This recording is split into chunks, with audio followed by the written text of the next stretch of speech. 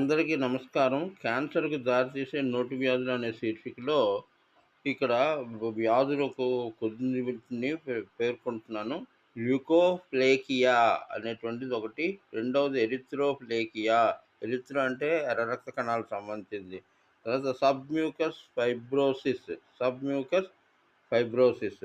నాలుగవది dental ulcer. ఆహ్, తర్వాత ఐదో లైకెన్ ప్లానస్ అని మొత్తం 5 రకాల వ్యాధులు ఇంకా అనేకం ఉన్నాయి.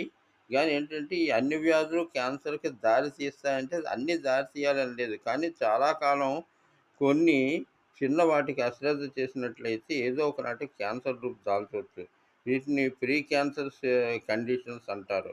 ఈ ప్రీ క్యాన్సర్ కండిషన్స్ ఎ ము ముఖ్యమైన కారణాలు చెప్పలేము గానీ మద్యపానం, ధూమపానం, మసాలాలు సేవించడం వలన ఈ పరిస్థితులు వస్తాయి. ఆహార సేవనంలో